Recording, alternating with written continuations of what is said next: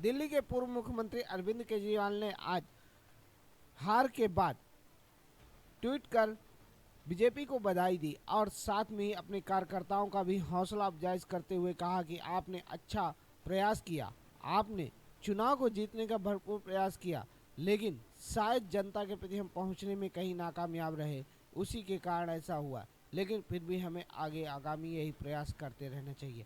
आइए आपको सुनाते हैं क्या कहा अरविंद केजरीवाल ने।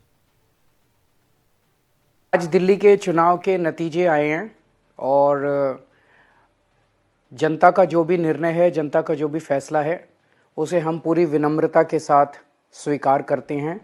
जनता का निर्णय सर माथे पर। मैं भारतीय जनता पार्टी को इस जीत के लिए बहुत बहुत बधाई देता हूं और मैं उम्मीद करता हूं कि जिस उम्मीद के साथ और जिस आशा के साथ लोगों ने उनको बहुमत दिया है, वो उन सभी उम्मीदों और आशाओं पे पूरा उतरेंगे।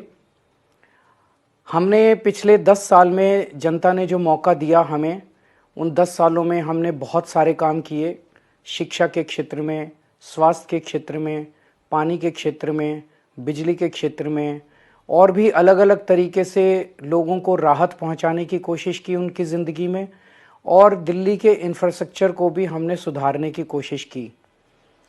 अब जो जनता ने हमें निर्णय दिया है, हम न केवल एक कंस्ट्रक्टिव ऑपोजिशन का रोल निभाएंगे, बल्कि हम समाज सेवा, जनता के सुख दुख में काम आना, व्यक्तिगत तौर पे जिसको भी जो ज़रूरत होगी, हम लोगों के सुख दुख में हमेशा काम आएंगे।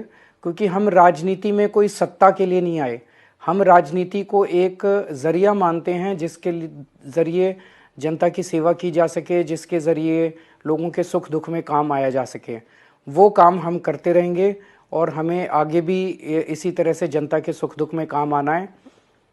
मैं आम आदमी पार्टी के सभी कार्यकर्ताओं को बहुत बहुत बधाई देना चाहता हूं। वो बहुत शानदार चुनाव लड़े, बहुत मेहनत की, उन्होंने बहुत कुछ सहा इस पूरे चुनाव के दौरान।